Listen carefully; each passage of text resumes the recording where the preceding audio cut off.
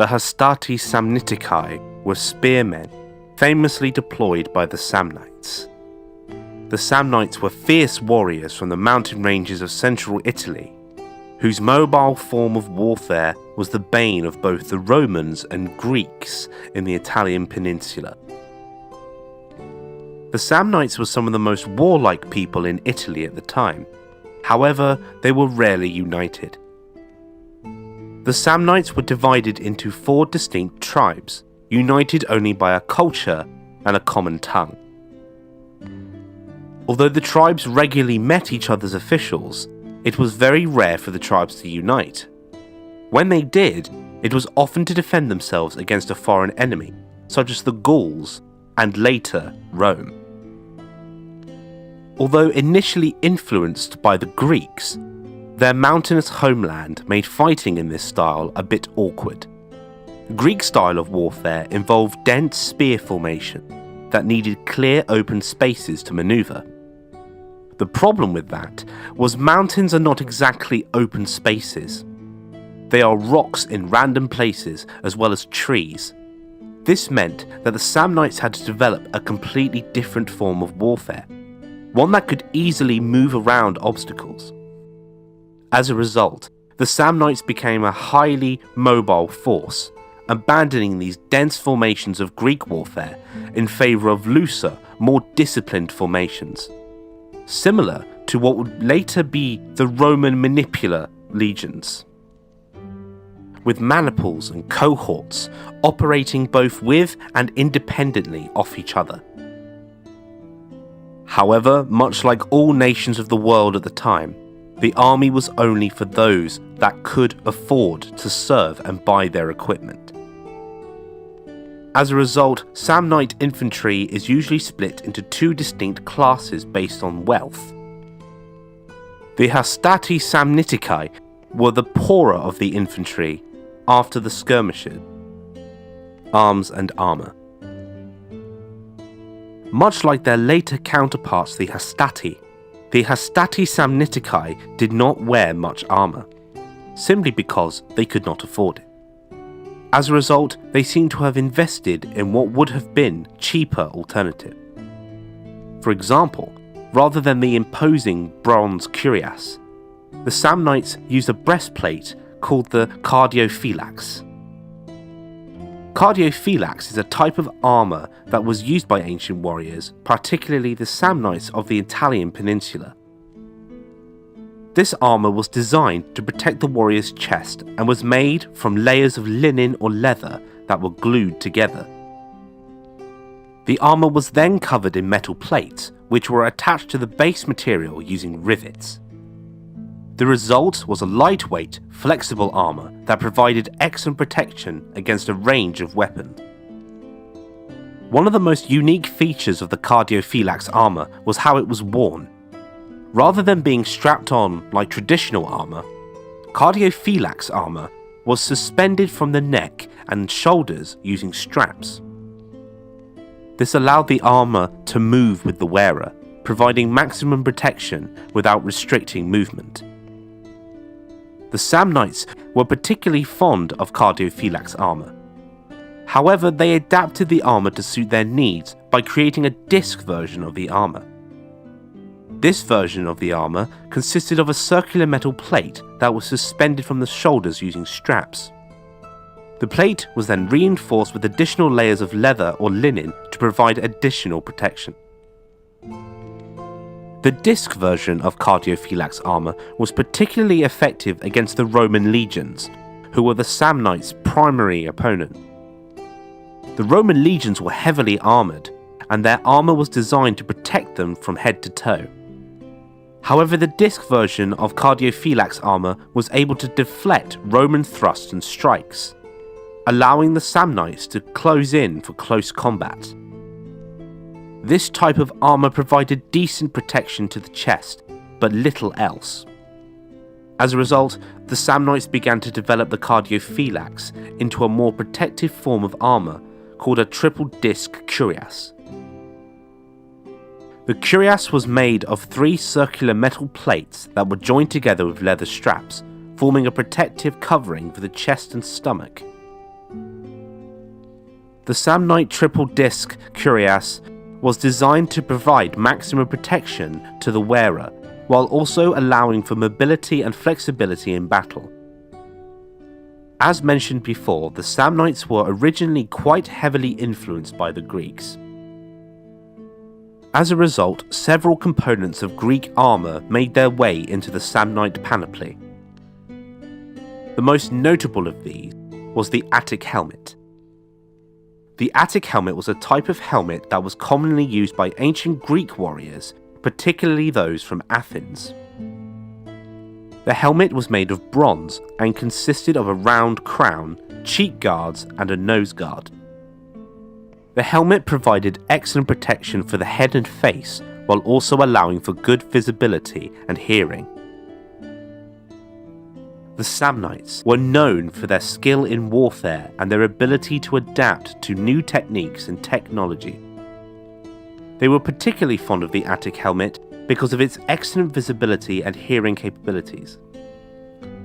The Attic helmet was designed to sit low on the wearer's head, allowing for good visibility without compromising protection. The cheek and nose guards provided additional protection for the face, while the rounded crown protected the top of the head. The helmet's open design also allowed for good hearing, which was essential in battle. The Samnites, who were known for their ambush tactics and hit-and-run style of warfare, relied heavily on their ability to hear their enemies' movements and respond quickly. Overall, the Samnites favoured the Attic helmet because of its excellent visibility and hearing capabilities, which allowed them to react quickly in battle. The helmet's design provided maximum protection while also allowing for good mobility and comfort, making it a popular choice among ancient warriors. Gradually, however, the Samnites began to prefer a different type of helmet, called the Montefortino helmet. The Montefortino helmet was a type of helmet that was used by ancient Italic peoples, particularly the Samnites, during the 3rd and 2nd centuries BCE. It was named after the town of Montefortino in Italy, where a significant number of these helmets were found during archaeological excavations. The Montefortino helmet was made of bronze and consisted of a rounded skull cap with a deep neck guard that protected the back of the head and neck. The helmet was also equipped with cheek guards that provided additional protection for the face. One of the unique features of the Montefortino helmet was its light weight and ease of manufacture.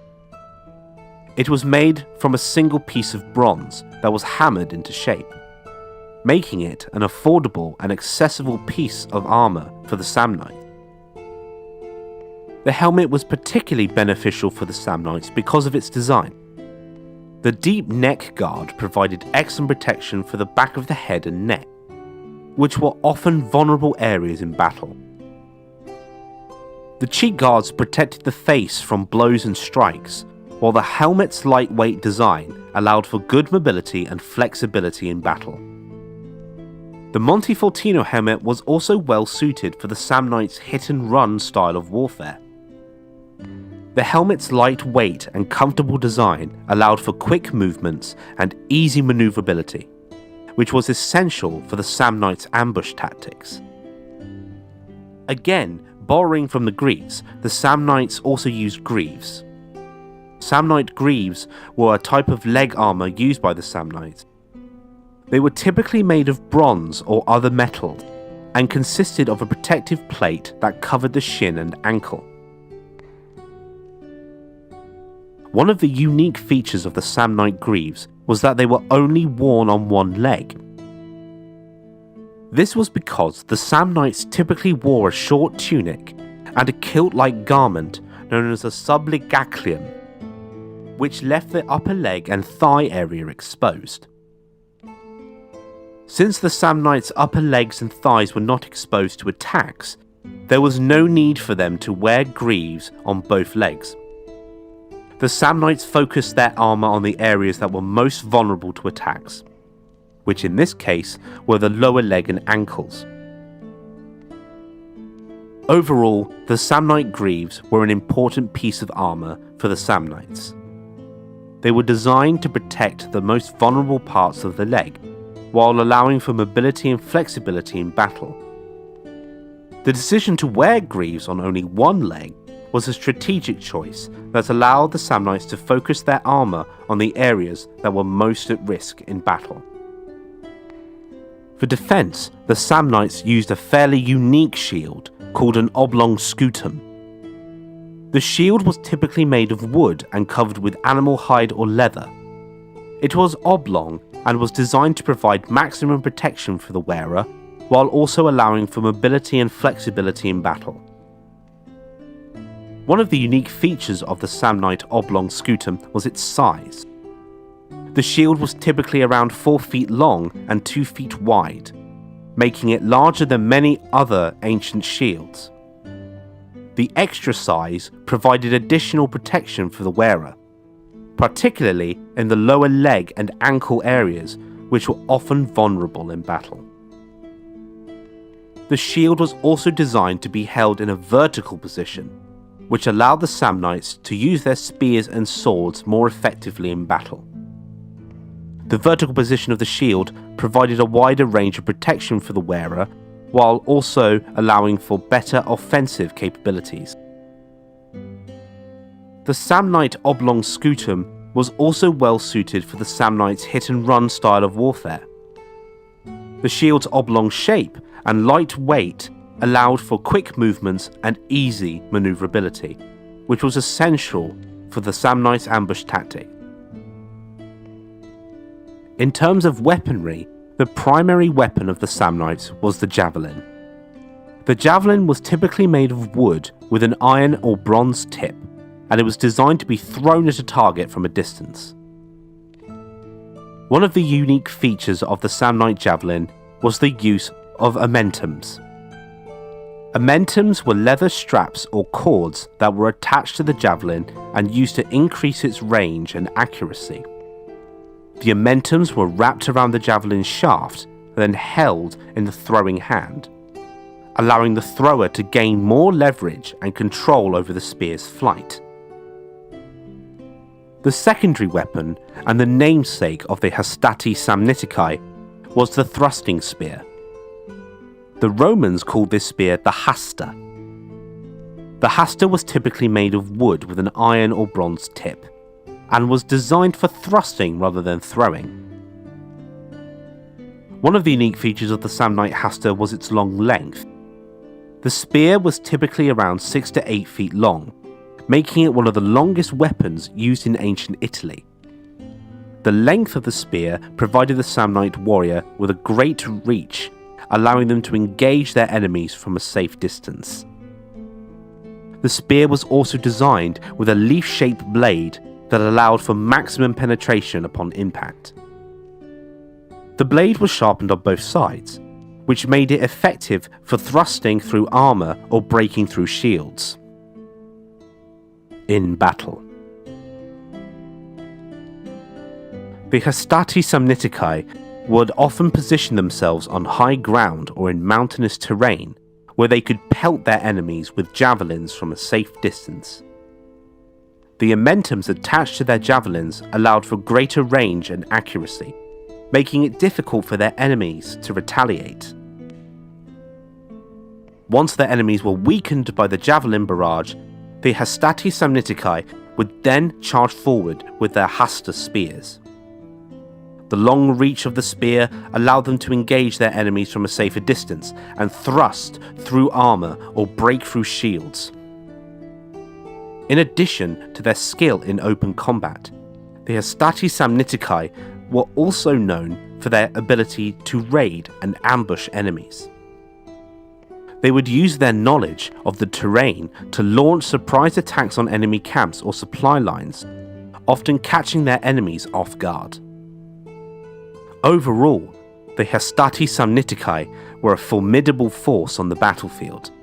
Their ability to use both the javelin and the hasta spear, along with their knowledge of terrain and ability to raid and ambush, made them a difficult enemy to defeat.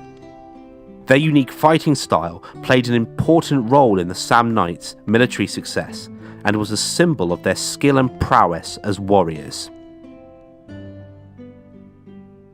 The Samnite Cavalry was the cavalry force deployed by the warlike Samnites of central Italy.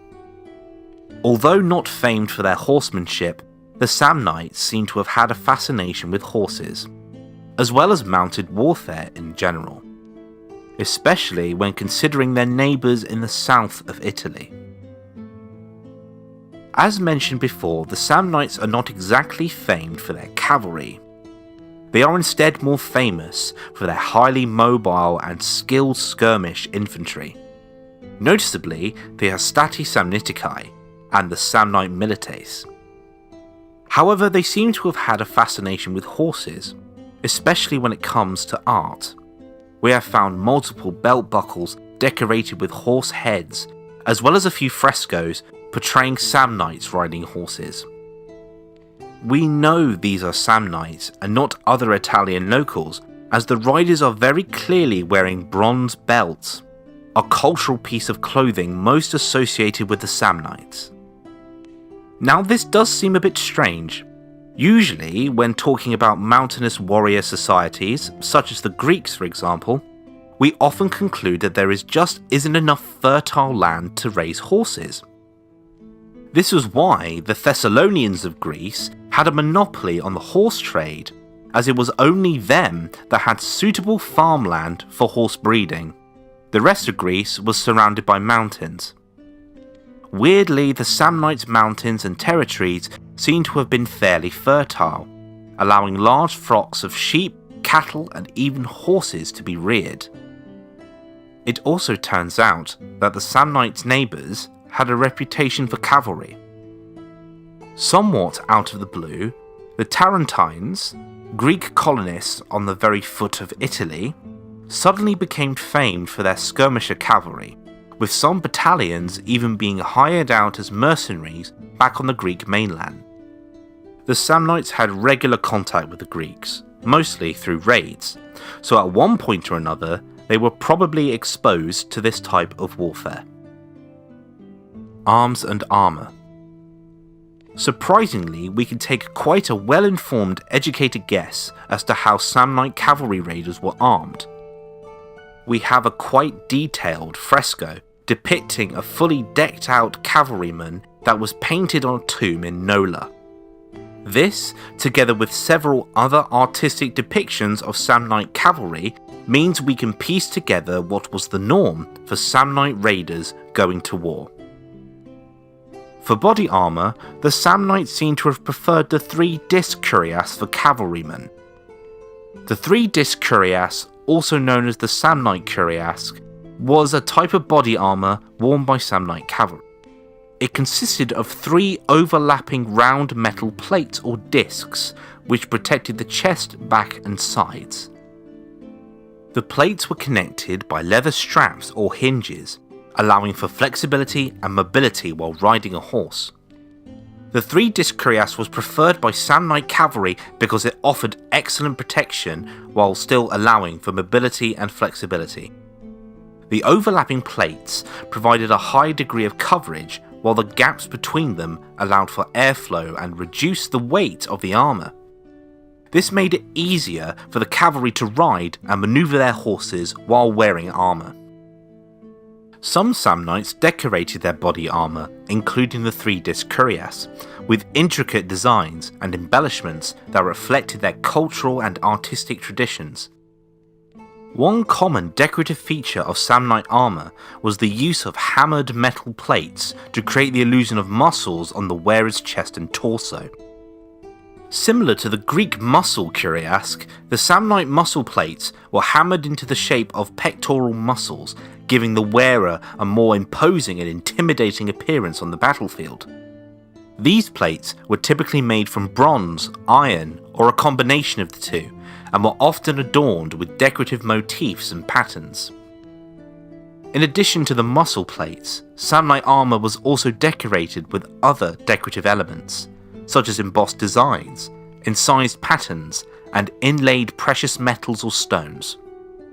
These decorations were not only intended to enhance the appearance of the armour, but also to demonstrate the wealth, status and skill of the wearer. For helmets, the Samnites seem to have preferred the Attic helmet. The Attic helmet was a type of helmet worn by ancient Greek soldiers and was characterised by its large curved shape that protected the head and neck. This helmet was made of bronze and consisted of two main parts, the bowl-shaped crown and the cheek pieces, which protected the sides of the face. The Greeks had a significant influence on the Samnites, who borrowed many of their military tactics and equipment. The Samnites preferred the Attic helmet over other types of helmets because of its excellent protection and versatility. The large curved shape of the helmet provided excellent protection for the head and neck, while the cheek pieces protected the sides of the face. The helmet also had a wide brim that protected the eyes and face from the sun, rain, and other environmental hazards. In addition to its functionality, the Attic helmet was also highly decorative, often adorned with intricate designs and embellishments. The Samnites were known for their artistic traditions, and the decoration of their helmets was a reflection of this. The helmet's decoration also served as a symbol of the wearer's status and skill in battle. While the Samnites were heavily influenced by Greek culture in many aspects, they had a distinct piece of armour that was uniquely their own: the bronze belt. This iconic piece of armour was a large bronze belt that was wrapped around the waist and hooked onto itself, with the hooks adorned with horse designs, sacred animals in Samnite culture. The Samnite bronze belt was more than just a functional piece of armour. It was a powerful symbol of the Samnite warrior's identity and culture. Only the wealthiest and most prominent members of Samnite society could afford to wear such a belt, making it a status symbol. The horse designs on the hooks also symbolised the Samnites' deep connection to these animals, which were considered powerful and noble. The Samnite bronze belt was a crucial part of the warrior's attire, as it held together their armour and weapons, including their sword and scabbard, but it also symbolised their readiness for battle, and it was only worn during times of war or when they were training or preparing for battle. The Samnite cavalry was known for their proficiency in using javelins as their primary weapon. These javelins were shorter and lighter than regular spears, and were designed for throwing. The depictions of these javelins in ancient Samnite artwork and archaeology suggest that they were somewhat flimsy looking, with thin shafts and small narrow heads. Despite this appearance, the javelins were still effective weapons in the hands of skilled Samnite cavalry. In battle. The Samnites' cavalry's use of javelins suggested they were a skirmish cavalry. Skirmish cavalry was a type of cavalry used for hit-and-run tactics, harassing the enemy with quick and sudden attacks before retreating. The use of javelins was ideal for this type of warfare, as the Samnite cavalry could quickly throw the javelins and then retreat before the enemy could retaliate.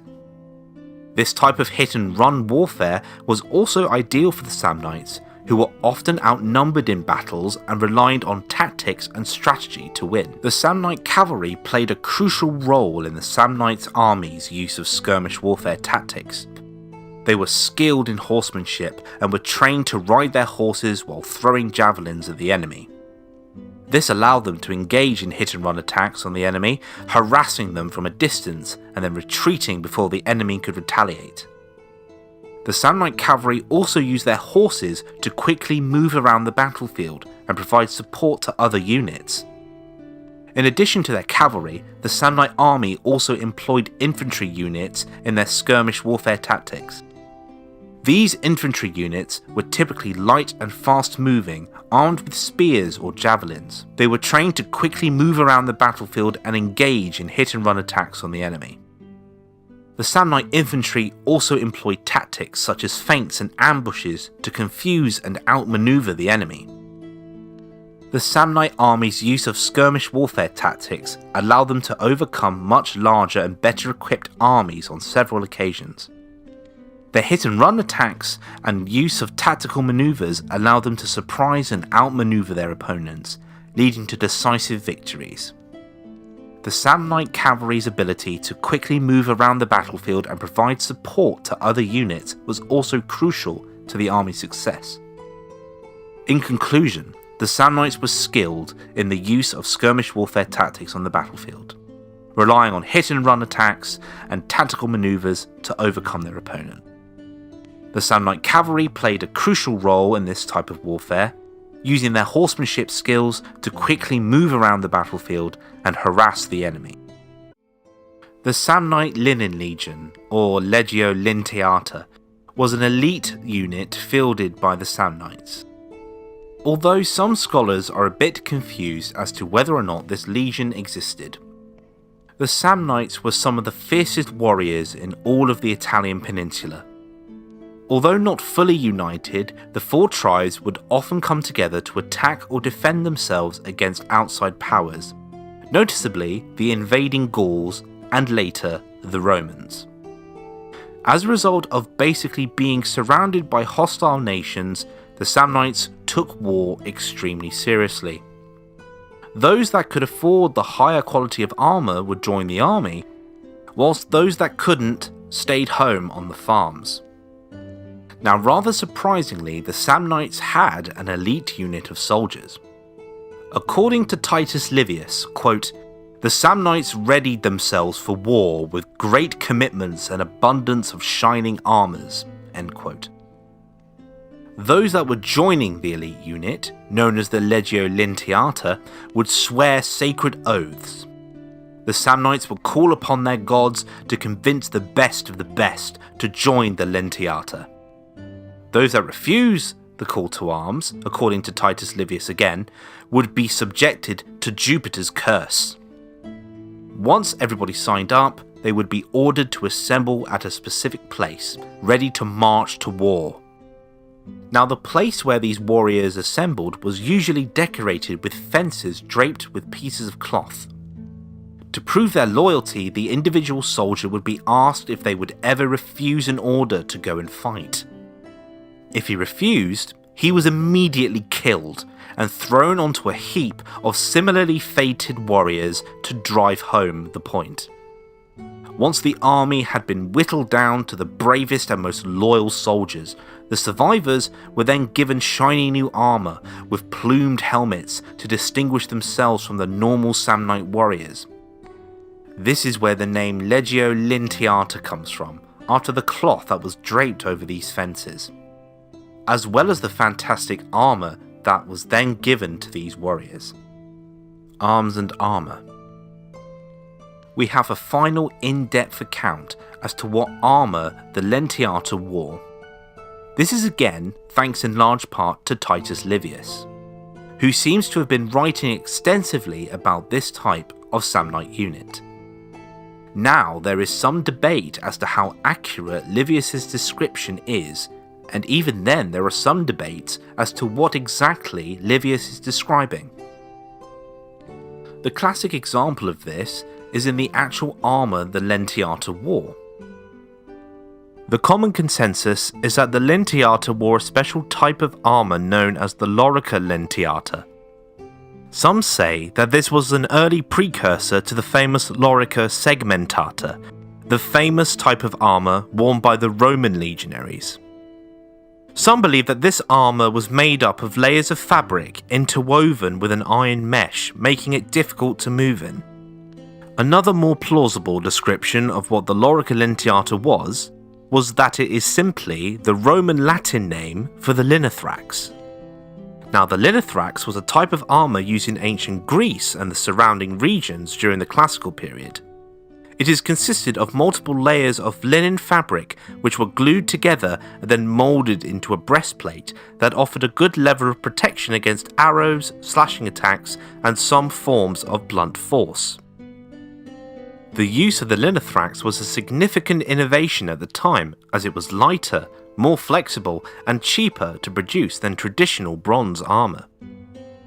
The Greeks are believed to have influenced the Samnites to adopt the Linethrax.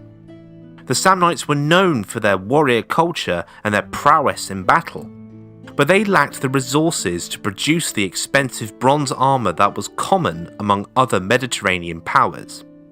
Thus, when they encountered the Greeks, they were impressed by the effectiveness of the linnothrax and quickly adopted it as their own. Over time, the Samnites refined the design of the linnothrax to better suit their needs. They added metal scales or plates to the armour to provide additional protection, and they used leather or wool to line the interior of the armour, which helped to absorb shock and reduce chafing. The Samnites continued to use the linnothrax throughout the 4th and 3rd centuries BCE, and it became a defining feature of their military culture. For helmets, we have to take a more educated guess. We know that the helmet of choice for most Samnites was the Greek Attic helmet. The Attic helmet was a type of ancient Greek helmet that was popular during the classical period. It was named after Attica, the region in Greece where it was first used. The helmet featured a wide brim that provided excellent protection for the wearer's neck and cheeks, as well as a sloping top that protected the head from direct blows. The helmet's design also allowed for good ventilation, which prevented the wearer from overheating in battle. The Samnites were known for their warrior culture and their preference for light and flexible armour. They adopted the Attic helmet because it offered good protection while also being relatively lightweight and easy to move in. The helmet was also relatively simple to produce, which made it a practical choice for people who lacked the resources to produce more ornate or complex armour. The Samnites made some modifications to the Attic helmet to better suit their needs. They added cheek guards to provide additional protection, and they extended the neck guard to provide more coverage for the back of the head. They also sometimes decorated the helmets with feathers or other ornaments to distinguish themselves in battle. The Samnites continued to use the Attic helmet throughout the 4th and 3rd centuries BCE, and it became a defining feature for their military culture. We do know that the Lenata often decorated their helms with elaborate plumes. These plumes distinguished themselves from the other Samnite warriors, who more often than not decorated their helmets with just feathers. Another Greek element that the Samnites wore were greaves. Greek greaves were a type of leg armour worn by the ancient Greek warriors during the classical period. They were made of bronze or other metals and were designed to protect the shins from injury in battle.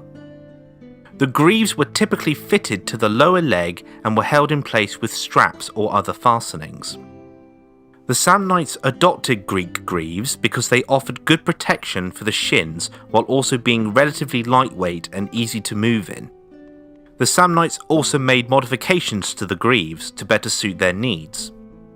They often used only one greave on their attacking leg, as this leg was more likely to be exposed to attacks from the opponent. By only wearing one greave, the Samnites were able to minimise the weight and restriction of movement while still receiving some protection.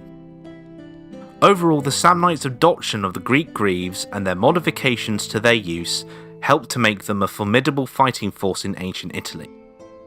In terms of shields, there seems to be a description of the type of shield that the Lenata used, which is both at the same time descriptive but also incredibly vague about which shields this group of warriors used.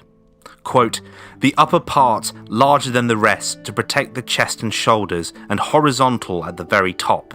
The lower section is more pointed to facilitate freedom of motion." End quote. Now, first of all, this is terrible grammar, so it is a very direct translation. However, I think we can roughly piece the fragments together and come to the conclusion that the LegionSamnite used the oblong scutum. The Samnite oblong scutum was a type of shield used by the Samnites during the 4th and 3rd centuries BCE. The shield was rectangular with a curved top and bottom that allowed the user to deflect incoming blows. The shield was typically made of wood and covered in leather, which provided good protection against arrows and other ranged weapons. The Samnite oblong scutum was distinctive in its size and shape. It was larger than many other shields used in ancient warfare, measuring roughly 1.2 meters in length and 60 centimeters in width. The oblong shape of the shield was also unique, as it allowed the user to cover more of their body than a round or oval shaped shield would. The curved top and bottom of the shield also provided additional coverage to the user's head and legs. The Samnites often decorated their shields with elaborate designs, such as images of animals, gods, or other symbols of their culture. These decorations served both practical and symbolic purposes. On a practical level, they helped to identify the shield's owner during battle. Symbolically, they helped to reinforce the warrior ethos of the Samnites and inspire fear in their opponents. Now, this is where what we know about the equipment of the Legio Lentiata comes to an abrupt end. And we have to make an educated guess about the weapons the Legion used. We can conclude that the Lentiata fought with javelins. The Samnites preferred javelins for several reasons. First, javelins were relatively easy to produce and could be made from readily available materials such as wood and iron. This made them a practical choice for people who lacked the resources to produce more complex weapons. Second, javelins were versatile and could be used for a variety of purposes. They can be thrown at enemies from a distance, used to defend against oncoming attackers, or even used as makeshift melee weapons in close combat. This flexibility made javelins a valuable tool in the Samnite's arsenal. In addition to their practical advantages, javelins also had symbolic significance for the Samnites. The use of javelins in battle was closely associated with the Samnite's warrior ethos, which emphasized courage, strength, and skill in combat. By using javelins, the Samnites were able to demonstrate their martial prowess and distinguish themselves from other Italian people. This is also why we can't discuss what the Legio Lentiata did in battle. There is no job role, no descriptions of them in battle, nothing. The only thing we can assume is that when cornered, they fought to the death. For if they ran away, their side would have killed them for breaking their oath. We know that failing to even report a desertion was punishable by death within this unit. Simply put, we just don't know. But it is a cool unit, nonetheless.